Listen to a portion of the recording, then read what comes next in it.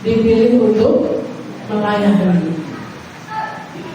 Dari Kisah Para Rasul pasal 6 ayat 1 sampai dengan ayat yang ke-6. Mari kita baca firman Tuhan bersama-sama. Saya baca ayat ganjil, Bapak Ibu akan baca ayat yang genap.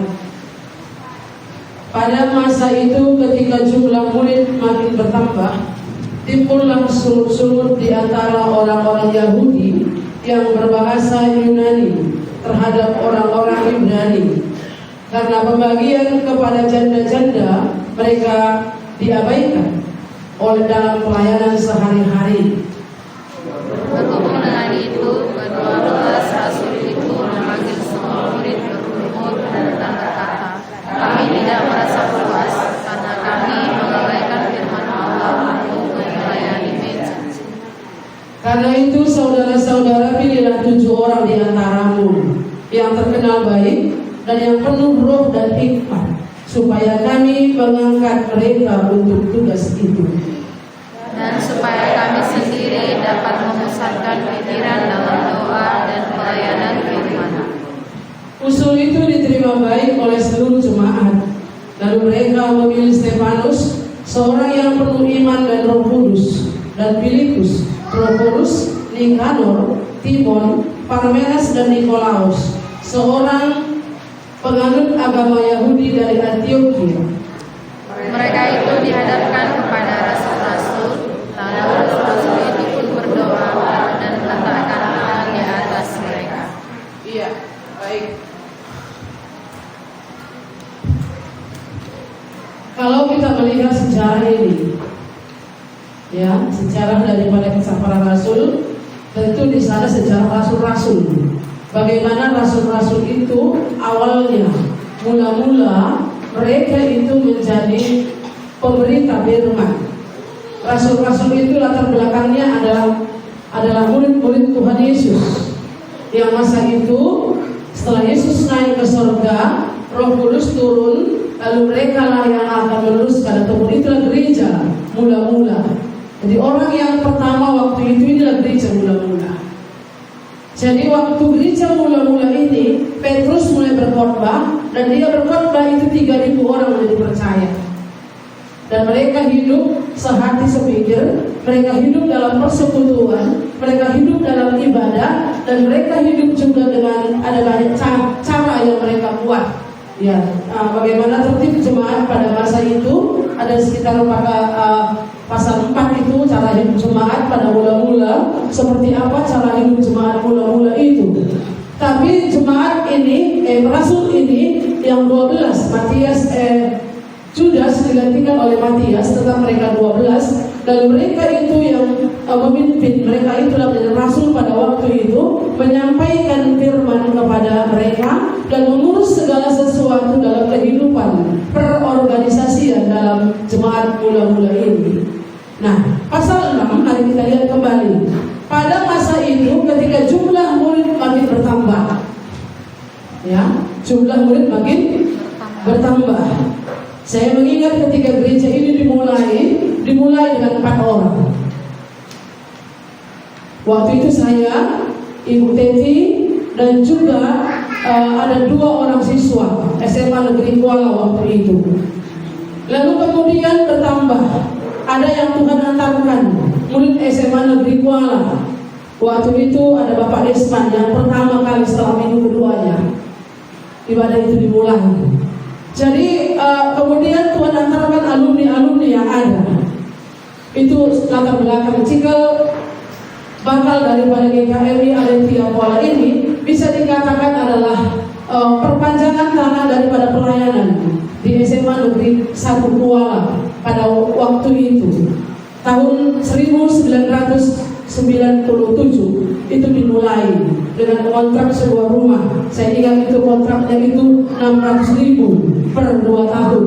Pada waktu itu sebenarnya kontrak rumah nggak ada segitu, tapi karena pemilik rumah itu hanya memberikan rumah itu dengan harga demikian, maka harus kita bayar dengan sedia. Iya. Jadi bagaimana jumlah jemaat ini kemudian bertambah? Tuhan antarkan.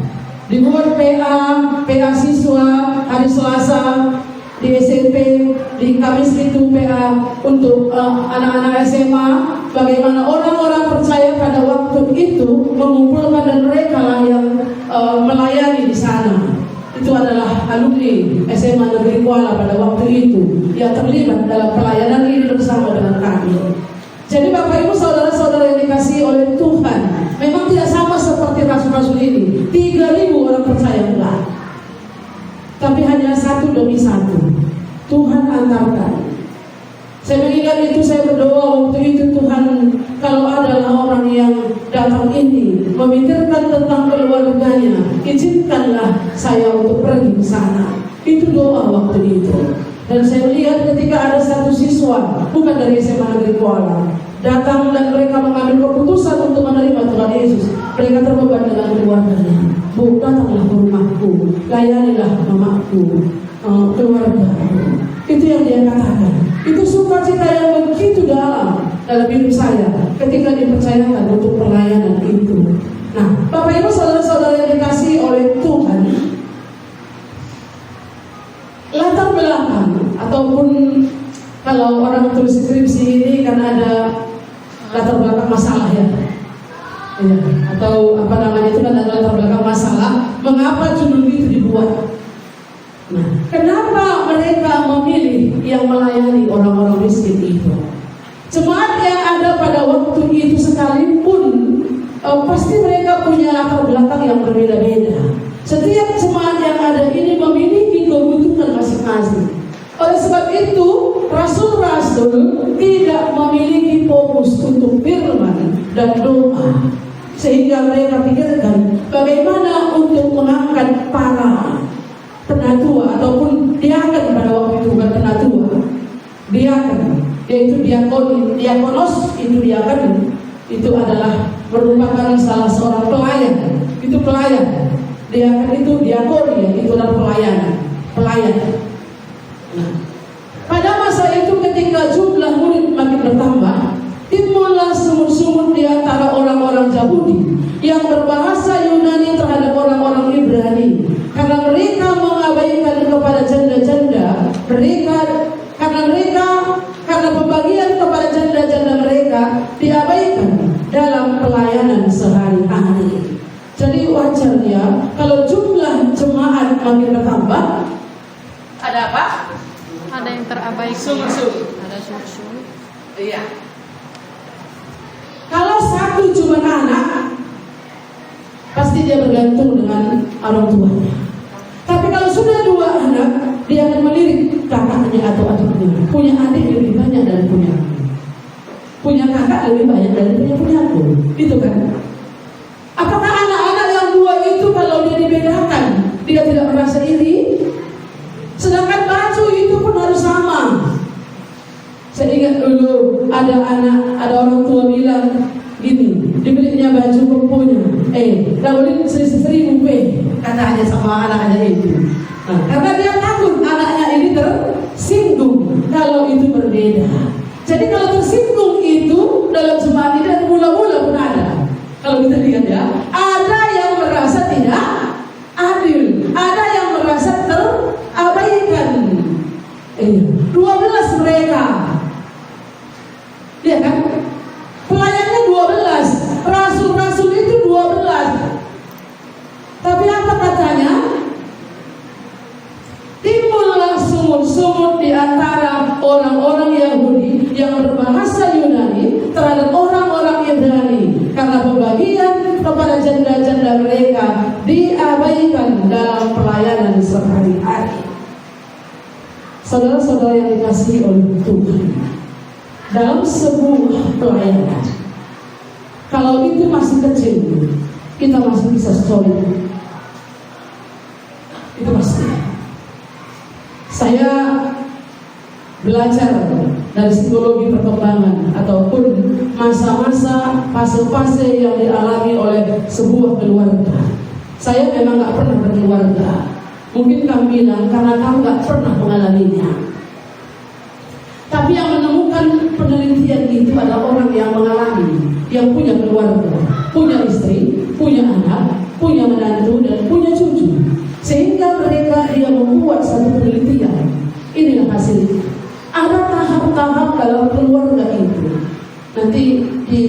saya lanjutkan itu. Masa-masa yang dilewati oleh setiap keluarga itu ada, di mana masa puncaknya bagaimana mereka paling berbahagia, di mana nanti ketika itu puncaknya itu ada mereka menurun dan naik grafiknya itu naik turun, bahkan sampai kepada titik yang paling kandas pun pernah dialami oleh sebuah pasangan itu. Dan saya yakin setiap pribadi juga akan mengalami itu. Setiap orang lewat perkembangan kita masing-masing. Nah, ini akan terdampak kepada komunitas di mana kita ada, baik di sekolah, baik itu di lingkungan di mana kita bekerja, kalau kita sudah bekerja, ataupun tempat aron kita kalau kita ladang. Tempat pertemuan itu akan berdampak ke sana. Seperti tadi yang Ibu Edi katakan, itu sangat berdampak. Saya sangat berdampak. Kehidupan latar belakang saya itu sebagai anak di tengah-tengah keluarga itu berdampak. Di rumah kami nggak pernah suara yang lembut. Pernah. Iya. Saya dilahirkan, dibesarkan di sana.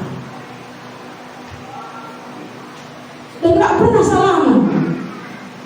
Nggak pernah permisi dari rumah. Kalau udah pergi saja. Mata rumah pulang bos, mata rumah sekolah. Itu latar belakang. Iya. Itu sangat buruk. Tapi saya bukan berarti menghina keluarga saya. Saya menghormati mereka yang sudah membesarkan saya. Saya bersyukur saya dibesarkan di sana dan ada banyak hal-hal positif yang keluarga saya tanamkan kepada diri saya. Tapi hal yang buruk itu nggak bisa saya pungkiri, itu akan mengalir dalam tubuh saya sesuai dengan perkembangan usia saya, perkembangan hidup saya, pengalaman hidup saya itu sangat berkembang. Saya mengingat dulu di rumah kami, hamba Tuhan datang, Ibu Betty datang, jatuh di kamar mandi. Saking licinnya kamar mandi. Kami nggak pernah diajari untuk membersihkan kamar mandi. WC kami pun nggak ada. Itu latar belakang hidup kami. Tapi ketika Tuhan datang, bukankah itu Tuhan tolong kami bagaimana membersihkan kamar mandi? Iya, bukan yang tujuan Tuhan datang untuk membersihkan kamar mandi, enggak.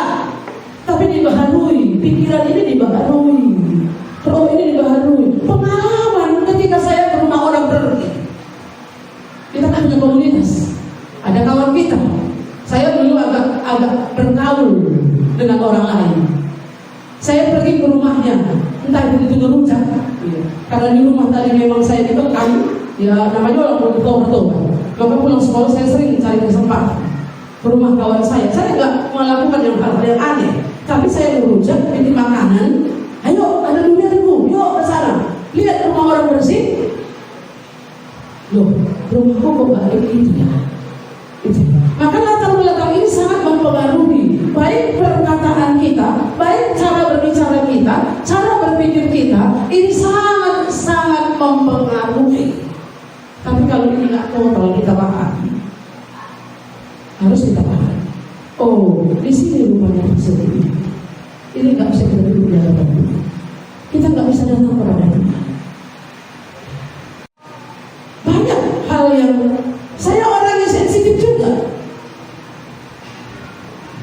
Tapi cakap-cakap jangan waktu yang aku cakap ini. Karena saya pernah menemukan, saya khotbah, orang lain belum bisa ya. Syukur-syukur belum bisa ya. Saya khotbah, orang lain tidur. Ya. Jadi saya tersinggung dibilang pasti sangat manusia tersinggung. Tapi belajar, saya ini dilahirkan tertolak. Saya ingin mencari jati diri saya, tapi itu tidak baik semua. Jadi mari kita belajar supaya kita bisa memahami orang lain. Sekalipun saya mungkin sulit juga untuk memahami orang lain, tapi tetap belajar kepada Tuhan.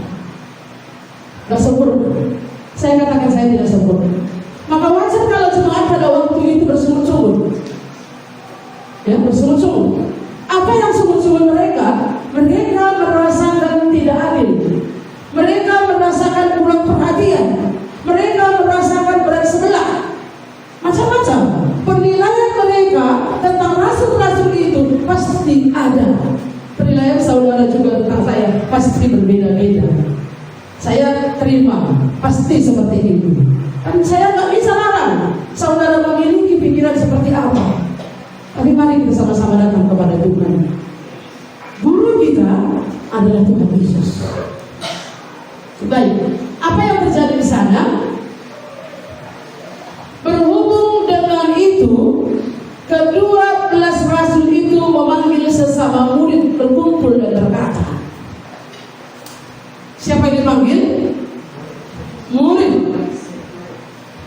Bukan kami, kan gitu ya. Murid yang sudah menjadi murid, yang sudah datang dalam hari raya Pentakosta itu, yang sudah menjadi gereja mula-mula ataupun jemaat mula-mula, jemaat pada waktu itu.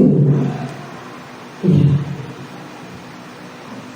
Ada rumusan yang saya buat di sini. Kisah Para Rasul 6 ayat 1 sampai 6 berfokus pada prinsip pemilihan para pelayan, diakan, untuk pelayanan sehari-hari dan supaya para rasul fokus terhadap firman dan doa. Rasul itu dikasih Tuhan mandat. Waktu Tuhan Yesus naik ke sorga, mereka melihat apa kata malaikat waktu itu.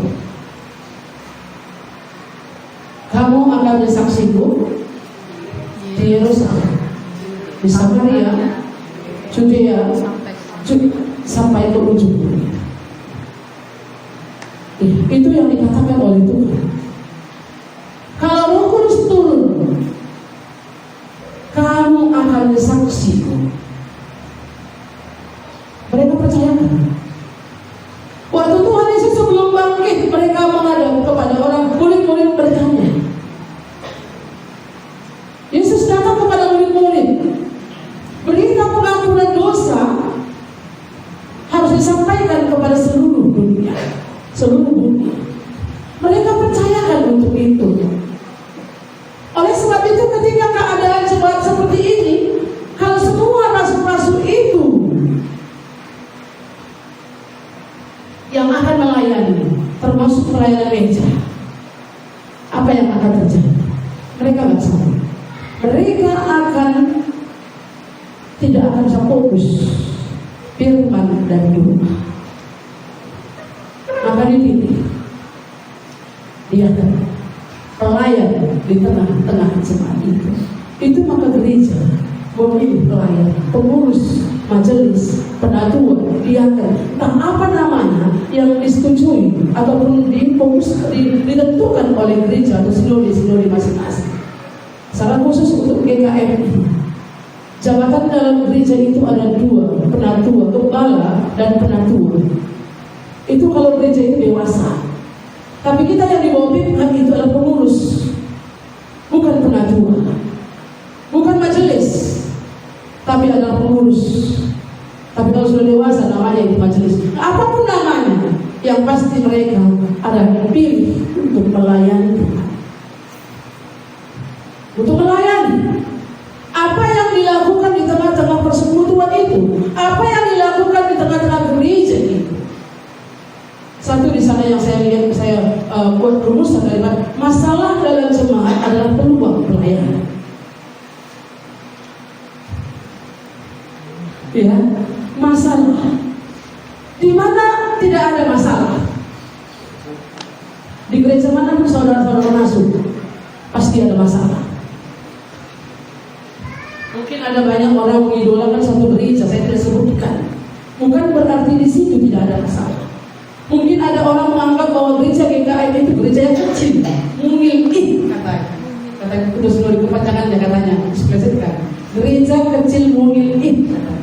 Mereka merasa kecil sekali, jemaatnya sedikit, teologinya nggak dalam, Injilnya terlalu simpel dan sebagainya. Tapi apapun itu, tetap gereja seperti apapun itu, dia akan punya masalah.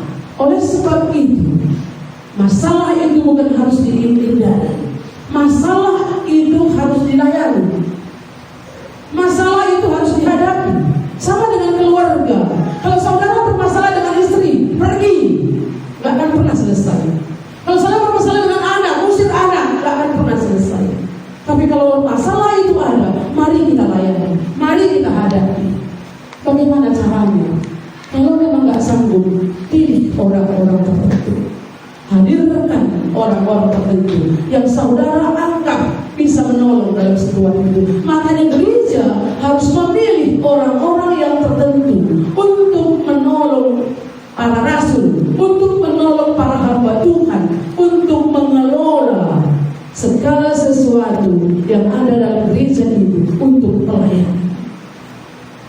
Kita ada pelayanan anak, kita ada pelayanan orang tua, kita ada pelayanan permunculan, kita ada pelayanan BI. Maka dosa hamba Tuhan itu bukan lagi berpikir kotor, tapi dosa hamba Tuhan itu adalah tidak fokus dengan firman dan doa. Sama seperti mata air, sibuk dengan hal-hal yang rutinitas sehingga tidak punya waktu. Itu dosa hamba Tuhan kebanyakan.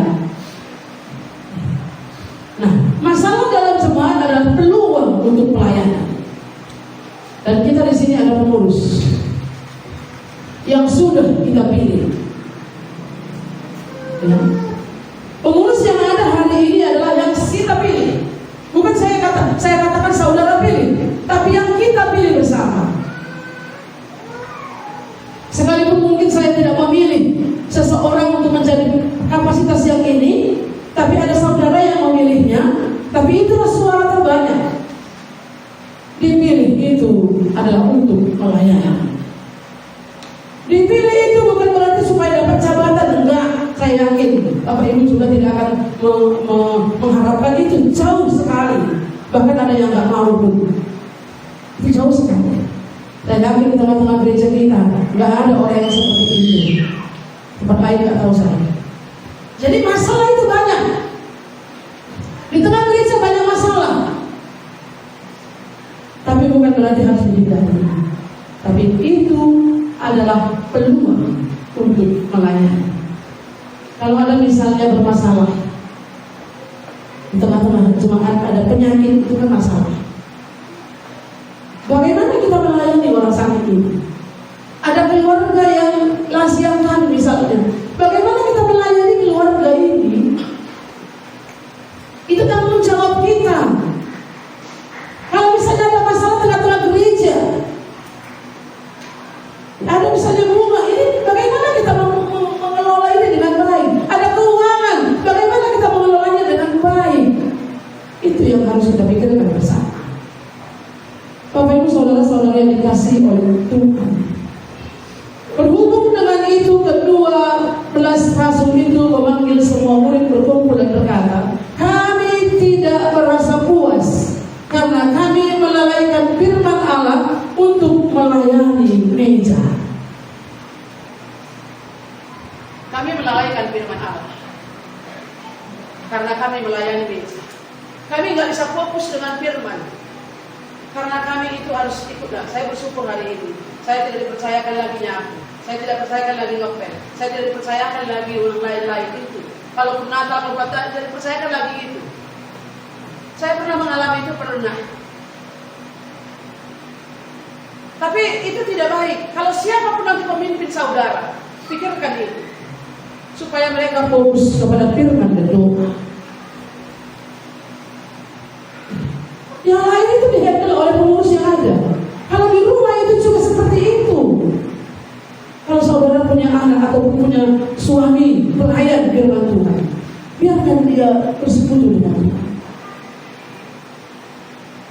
Iya, ini yang terjadi. Masalah dalam jemaat adalah peluang pelayanan. Bagaimana kita mengerti bahwa ini adalah pelayanan baik?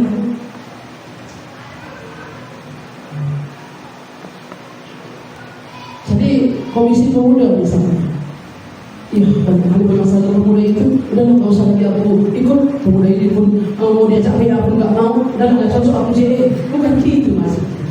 Tapi bagaimana kita mengupayakan itu, bahwa ini adalah tugas kita bersama. Bagaimana kita menghandle mereka, bagaimana kita melayani mereka, merangkul mereka, supaya mau bersama-sama bergandengan tangan. Itu yang harus kita kerjakan. Ini salah satunya.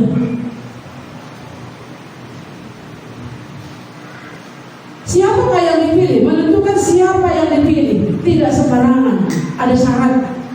Siapa yang dipilih? Ayat 3, mari kita lihat. Mari kita baca sama-sama. 1, 2, 3. Karena itu saudara-saudara, pilihlah 7 orang dari antaramu yang terkenal baik. Ini dia. 1. Pilihlah di antaramu yang terkenal baik. Saya pikir di antara kita nggak ada yang terkenal baik. Tapi di antaramu yang terkenal baik. Siapa yang saudara anggap baik? Terkenal baik. Siapakah merasa yang terkenal baik? Menurutmu?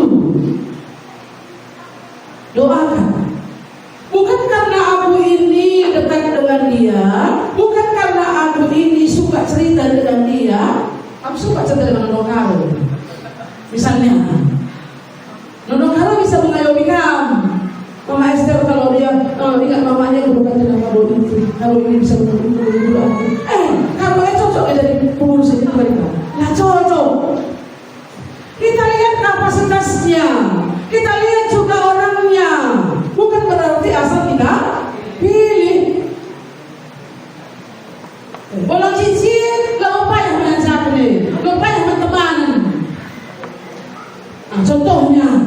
Tapi mari kita lihat itu bahwa orang yang kita pilih itu adalah orang yang dia baik, terkenal baik di dalam Tuhan, dan memang kita lihat ada mau melakukan seperti yang mengerjakan pekerjaan Tuhan itu, dan dia masih punya kemampuan untuk mengerjakan itu.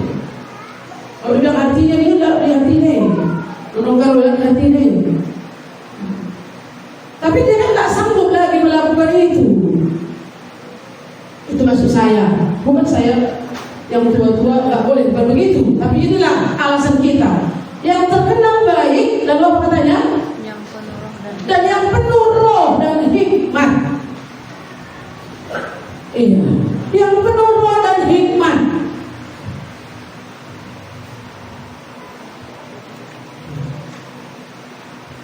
Yang penuh roh dan hikmat.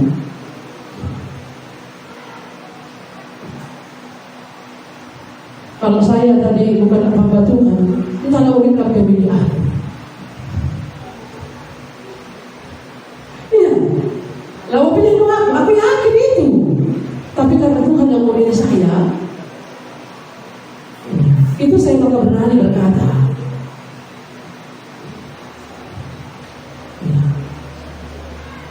Saya sebelum pun saya bertobat, saya dipercayakan juga yang menjadi pemimpin. Saya dipercayakan untuk mengantar sekolah itu. Saya dipercayakan untuk menjadi pengurus pemuda. Itu pada masa itu. Tapi sekarang ini yang kita bertemu, sekarang yang tahu. Jadi kalau memang tidak dipilih yang kamu anggap baik itu gak usah. Bukan berarti cuci tangan, enggak. Bukan berarti cuci tangan. Gua masjid, gua gereja, gua aku tempat mau tahu. Nah gitu juga. Harus dipikirkan bagaimana supaya tubuh Kristus itu berbuka, bagaimana supaya tubuh tersebut bisa terbangun satu dengan yang lainnya. Dia yang terkenal baik, dia yang penuh dengan roh. Ada Roh Kudus dalam dia, bukan dipenuhi roh, tapi penuh dengan roh. Mengutamakan Tuhan, memikirkan pekerjaan Tuhan,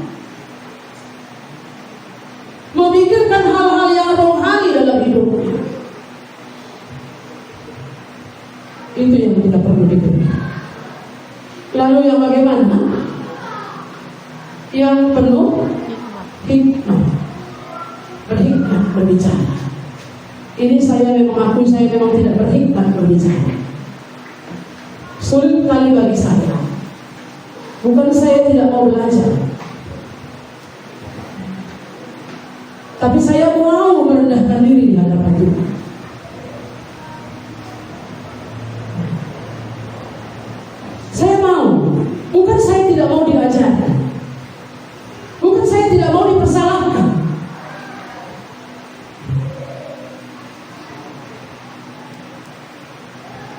berarti saya ini benar, tidak. Saya juga punya banyak kesalahan, tapi saya mau belajar kepada Tuhan.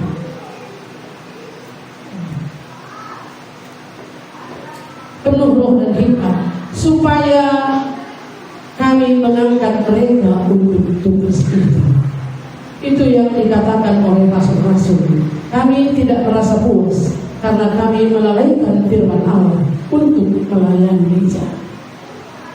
Karena itu saudara-saudara, pilihlah 7 orang dari antaramu yang terkenal baik dan yang penuh roh dan hikmat, supaya kami mengangkat mereka untuk tugas itu. Mungkin bulan lalu, mungkin saya tidak ada, Pak Ketua, Pak Pino menyampaikan kepada kita. Bulan 4, masa kepengurusan mereka berakhir. Ya. Kita memang tidak pernah waktu itu katakan bahwa mereka akan 2 periode dan 3 periode, nggak ada dibilang waktu itu. Tapi kalau ini berakhir, apakah yang akan kita lakukan? Apakah kita akan pilih ataukah kita akan suruh mereka lanjutkan? Karena kalau kita katakan itu tidak ada yang sempurna. Setiap pengurus itu tidak ada yang sempurna. Hamba Tuhan itu pun tidak ada yang sempurna. Tapi yang sempurna itulah Tuhan Yesus. Kalau kita mau datang kepadanya itu, merendahkan diri di hadapan Tuhan, mengakui segala keberadaan Tuhan, pasti aku akan diajari oleh Tuhan. Tentu ada sempurna, tapi saling menguatkan, saling menasihatkan, saling membangun satu dengan yang lainnya. Karena ini adalah untuk tubuh Kristus tadi. Tidak ada kita yang pintar. Tidak ada yang pintar. Sudah 30 tahun gereja ini, tidak ada yang sempurna. Tapi yang sempurna hanya Tuhan Yesus. Tapi kalau kita berjalan bersama dengan Tuhan dan kita bertanggung jawab kepada siapa yang memilih kita, maka kita akan melayani dengan segenap hati kita, dipilih untuk melayani. Itu yang kita pikir. Entah nanti kita akan dipilih. Mungkin nanti menolak. Oh udahlah, aku gak sanggup itu, kepada aku lah.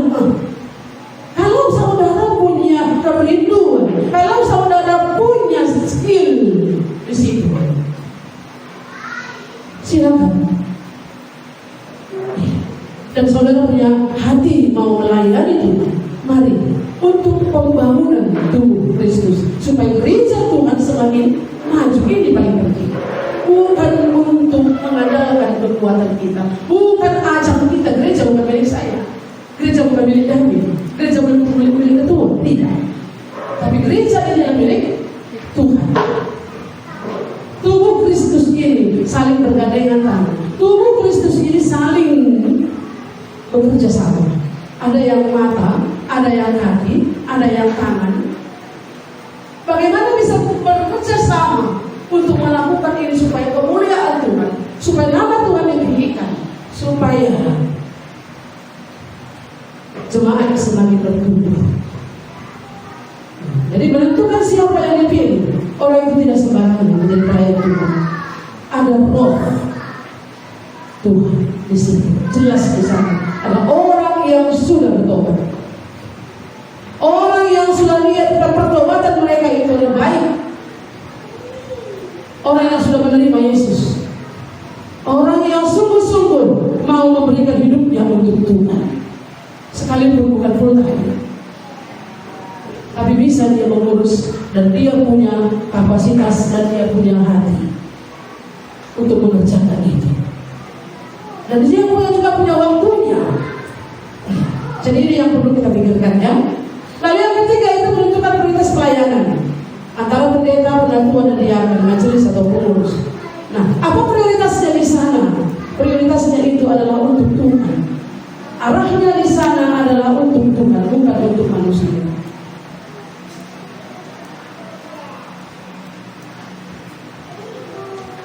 Untuk melayani gereja, perlu kita mengingat bahwa seperti yang dikatakan oleh Paulus itu, seperti yang dilakukan kata penulis kisah para rasul, Paulus ini, Matius itu penulis kisah para rasul itu.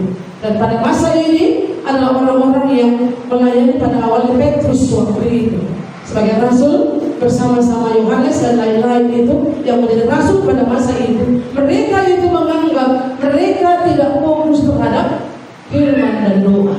Kalau mereka mengurus jemaat, kalau mereka mengurus meja,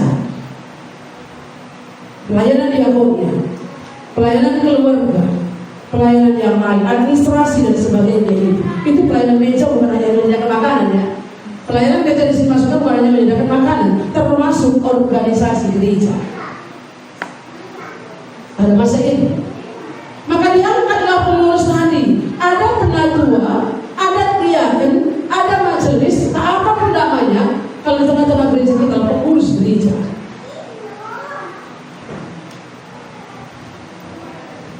Ini yang perlu kita renungkan, ini yang perlu kita pikirkan. Menentukan prioritasnya, apa tugasnya di situ. Komisi itu ada. Ada pengurus di gereja kita itu kan, ya kalau belum dewasa itu nggak perlu banyak ataupun nggak perlu sejauh yang kita perlukan itu AGKM. Peraturannya di sana adalah sejauh yang kita butuhkan di tengah-tengah jemaat itu. Nggak harus ada ukurannya harus 12 orang, nggak begitu. Harus 11 orang, nggak begitu. Oh harus 23, tergantung kebutuhan pelayanan yang ada di gereja itu. Apa yang kita anggap perlu, maka kita buat komisi itu. Maka prioritasnya itu apa? Prioritasnya itu kalau dia itu sebagai pelayan PI, komisi PI, fokusnya itu apa? Bagaimana merekrut orang-orang untuk bisa dapat pergi ke PI? Kan itu fokusnya. Supaya dia juga ikut di situ melakukan hal itu. Itu fokusnya. Salah satu tugas atau bagian. Prioritasnya itu ada. Spesialisasinya itu kira-kira ini ya. Kalau guru bahasa Indonesia, guru matematika, guru agama, bukan berarti dia itu nggak tahu bahasa Indonesia. Tahu, karena sebelum dia jadi guru agama, dia pasti belajar bahasa Indonesia. Tidak mungkin tidak. Dokter umum itu tahu semuanya sebelum dia mengambil spesialisasi anak misalnya. Dia tahu. Makanya kemarin teman saya bilang begini. Saya baru pulang dari dokter Purba itu dokter kandungan. Lalu kenapa saya bilang? Tadi bu alergi, gatal bernanah semuanya. Loh, kenapa kamu nggak dokter kulit? Saya bilang lah. Bilang kan juga Pak tahu dokter umum kan kayak gitu. Jadi dia juga bisa melihat dari segi memberikan obat, karena obat itu adalah dibeli di diakoni. Oh iya juga saya pikir. Tapi alangkah baiknya kalau kita spesialisnya. Nah, begitu juga dengan pelayanan ini. Bukan berarti kita nggak pandai masak. Bukan saya nggak bisa masak. Bukan saya nggak bisa buat kue. Bukan saya nggak bisa merangkai bunga, misalnya. Tapi ada yang lebih baik. Di mana spesialis saudara? Apa yang saudara mau kerjakan? Tapi bukan berarti aku cuma kerjaku membereskan kamar supaya rapi kamar ini, digeser sana, digeser. Baik itu bukan berarti kalau kita melakukan ini dapur kita nggak nyala, nggak masak. Aku cuma nggak pun makan nggak apa-apa, asal kulihat kamar ini rapi, sudah nggak bisa, nggak bisa. Maka kita harus belajar semuanya. Sekalipun nggak boleh, tapi kalau kita dipercayakan, dipilih untuk ini, kerjakan itu. Dipilih menjadi seorang istri, kerjakanlah menjadi seorang istri. Dipilih menjadi seorang guru, kerjakanlah sebagai seorang guru dengan maksimal. Dipilih saudara untuk mengurus gereja ini, kerjakanlah itu dengan maksimal. Itu yang diharapkan oleh penulis kitab ini. Siapa yang dipilih? Mereka yang terkenal baik, mereka yang perlu berkomitmen, mereka itu yang dipercayakan oleh Tuhan. Dan mereka itu adalah memprioritaskan diri mereka pada pelayanan yang dimana mereka dipilih dan dipercayakan oleh Tuhan. Mereka diminta berdoa supaya mereka memilih orang-orang yang tepat seorang di antaramu yang terkenal baik dan yang penuh roh hikmat, supaya kami mengangkat mereka untuk tugas itu. Kenapa Bapak dipercayakan untuk menetapkan mereka? Jadi bukan saya yang pilih. Gue bukan saja bisa, nggak bisa.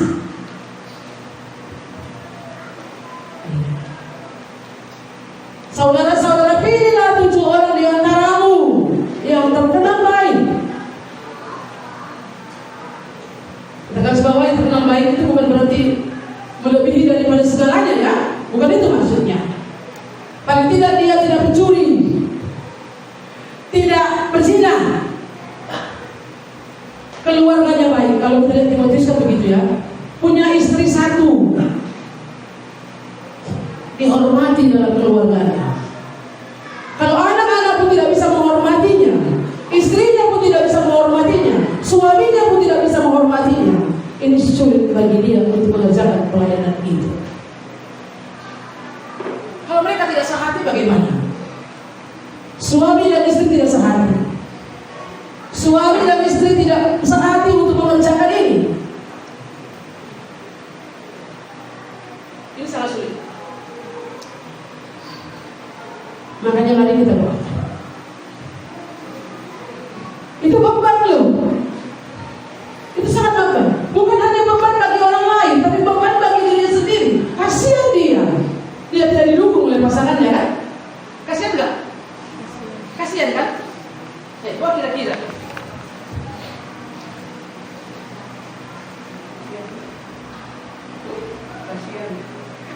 Iya, kasihan. Ya, mari kita belajar untuk itu.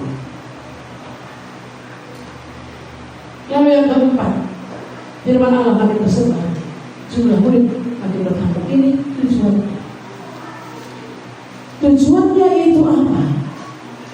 Selain daripada tubuh Kristus itu semakin kokoh, jemaat semakin bertumbuh, jumlah murid semakin bertambah, firman Allah makin tersebar. Iya. Tujuannya tadi apa? Karena ada yang bersungut-sungut, karena mereka tidak, dan supaya hamba Tuhan, rasul-rasul, fokus dengan firman dan doa. Ya kan? Ini firman Tuhan kita. Ayat 5, mari kita lihat. Kita baca. Usul itu diterima baik oleh seluruh jemaat. Lalu mereka memilih Stefanus, seorang yang penuh iman dan Roh Kudus. Orang beriman, ada Roh Kudus atas dia. Dan Filipus, Prokorus, Nikanor, Timon, Parmenas dan Nikolaus, seorang penganut agama Yahudi dari Antioquia. Jadi kalaupun mereka dari orang Yahudi, tapi mengikut Kristus, mereka dilayakkan untuk itu. Latar belakang orang bisa saja apapun, tapi kalau dia sudah dilahirkan baru dalam Kristus itu, orang itu bisa dipilih. Asal orang itu punya iman, ada Roh Kudus dalam dirinya, dan dia itu adalah orang yang baik. Bukan berarti dia itu pedagang, di pajak dia itu menipu, kerjaannya nggak cocok itu. Mana tahu kita dengar, ya. Dia ini guru di sekolah punya nggak bertanggung jawab dengan pekerjaannya. Nanti pekerjaan Tuhan pun nggak bertanggung jawab ini. Ini misalnya. Jadi mari kita doakan ini. Kalau memang kita mau rencanakan untuk pemilihan itu, kalau memang kita anggap yang lama ini pun nggak apa-apa, ini bisa diteruskan. Asal mereka terus mau berkembang, ya nggak apa-apa juga. Tapi ini bukan keputusan di saya. Saudara yang menentukan ini. Tapi menolong saya. Bagaimana mereka akan dipilih menolong saya, supaya saya bisa fokus dengan firman dan doa untuk melayani, dipilih untuk melayani. Mereka itu dihadapkan kepada rasul-rasul, dan rasul-rasul itu pun berdoa dan meletakkan tangan di atas mereka. Jadi saudara-saudara yang dipilih nanti mati kalau dipilih. Saudara-saudara yang sudah dipilih itu, dia sudah diletakkan tangan ke saudara. Makanya jangan anggap letakkan tangan ini bukan berarti ini bukan tangan saya. Tapi Tuhan mempercayakan itu. Ini tugas yang dipercayakan kepada saudara. Kerjakan dengan baik.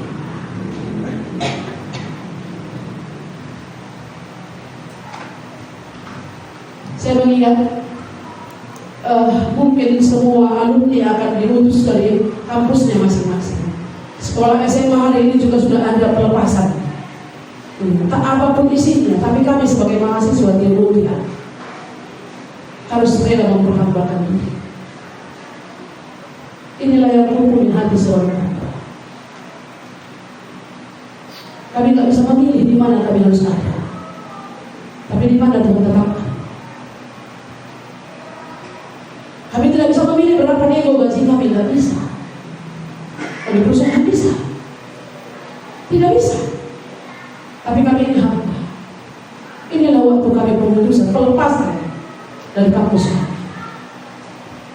Seorang dokter itu juga disumpah bagaimana dia harus mementingkan nyawa daripada manusia, daripada keluarganya pun.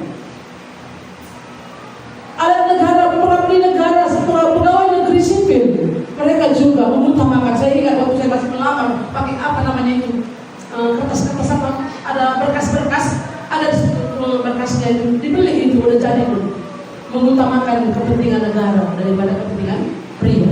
Harus tanda tangan itu. Waktu saya mau melamar pegawai negeri itu banyak itu harus tanda tangan. Nah, ketika kita didoakan, ketika kita dipilih oleh Tuhan, kita mau melayani Tuhan, pertanggungjawaban kita adalah untuk Tuhan. Mari kita belajar untuk itu. Bukan berarti hanya saudara, tapi saya juga harus mempertanggungjawabkan ini kepada Tuhan. Kalau dipilih, bilang saya akan memilih pekerjaan ini. Pendeta bukan cita-cita saya. Tapi kalau Tuhan memilih, saya tidak berani untuk Tuhan. Kenapa? Dasarnya Tuhan sudah menyelamatkan engkau dan seisi rumahmu Tuhan sudah selamatkan. Adakah alasan bagimu untuk tidak memenuhi panggilan itu? Saya mengingat Tuhan, mereka akan menolak aku karena aku gak sempurna, karena aku bodoh. Mereka bukan menolak kami, tapi Tuhanlah yang mereka tolak. Bapak Ibu saudara-saudara, saya katakan saya gak sempurna, tapi kalau saya salah, saya siap untuk bersalah. Saya siap untuk minta maaf. Tapi kalau saya minta maaf tidak dimaafkan, apa boleh buat? Tapi Tuhan engkau Bapakku di surga, Dia sudah mengampuni saya. Mari kita belajar untuk itu. Kita dipilih Tuhan. Saudara dipilih Tuhan untuk melayani Tuhan. Siapapun kita dipilih Tuhan dan disuruh untuk melayani. Bukan hanya pengurus gereja, tapi siapapun saudara dipilih oleh Tuhan. Kita dipilih kan? Kami yang memilih Tuhan. Hah? Kami yang pilih Tuhan Yesus dari itu orang jadi selamat dulu? Tidak, Dia yang memilih kita kan? Saya bersyukur alasan saya untuk melayani Tuhan karena Dia sudah memilih saya. Apalagi dipercayakan dalam hal yang khusus. Bukankah saya harus lebih dari itu? Tuhan sudah memilih saya. Tuhan sudah mengampuni dosa saya. Tuhan sudah mati bagi saya. Bahkan Dia sudah menyediakan tempat bagiku di surga. Di rumah Bapakku banyak tempatnya. Jika tidak demikian, aku tidak menyatakan yang katakan. Aku pergi ke sana, Yesus naik ke surga, menyediakan tempat bagi kita. Jangan katakan tidak ada surga. Surga itu ada di tempat Tuhan ada. Dia yang turun dari surga. Jelas firman Tuhan berkata, tidak seorang pun yang telah naik ke surga selain daripada Dia yang telah turun dari surga. Surga itu ada. Kenapa dikatakan Dia naik ke surga? Dan murid-murid menyaksikan Yesus naik ke surga, menyediakan tempat bagi kita, supaya tempat di mana Dia berada, kita berada di sini. Pertanggungjawaban hidup kita kepada Tuhan. Tuhan memilih saudara dan saya menjadi anak-anaknya. Saya harus bertanggung jawab kepada Dia yang memilih itu. Kecuali kalau saudara tidak dipilih. oleh Tuhan. Itulah anugerah Tuhan. Itulah pemberian Allah yang paling besar. Dan bersyukur untuk itu. Sebagai pilihan Tuhan, aku harus meninggikan nama. Aku harus menghormati Tuhan dalam seluruh kehidupanku, dalam setiap keputusan dalam hidupku. Apa keputusan dalam hidup kita? Keputusan mengambil sesuatu, keputusan untuk mengambil pekerjaan, keputusan untuk menikah. Itu harus kita putuskan oleh karena Tuhan. Kalau di situ nggak ada Tuhan, akan kecewa. Saya bilang kepada orang-orang yang konseling pranikah, jikalau bukan Tuhan yang membangun rumah, maka sia-sialah usaha orang untuk membangunnya. Sebesar apakah persiapkan modal nikah, mau beli baju pengantin, nggak akan ada gunanya kalau Tuhan tidak ada di situ. Ingat, kalau saudara sudah dipilih oleh Tuhan, saudara harus melayani lewat mana?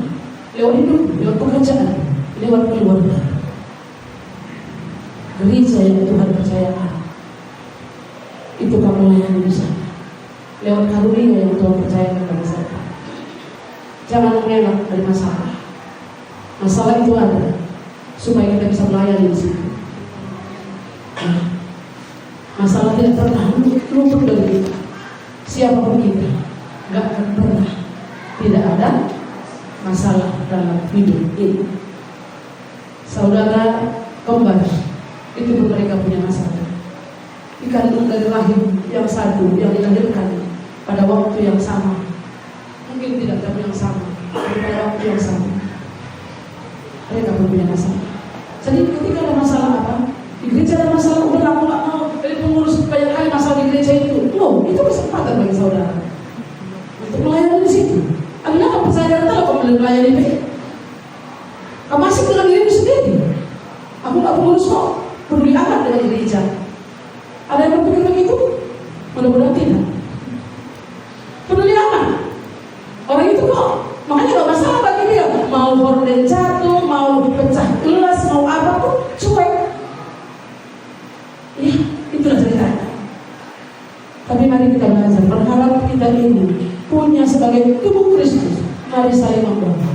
Siapapun yang akan dipilih oleh Tuhan menjadi pengurus, itu adalah doa kita bersama. Kalau orang itu tidak tepat, kita berhak untuk meluruskannya, bukan mengkritiknya, tapi meluruskan.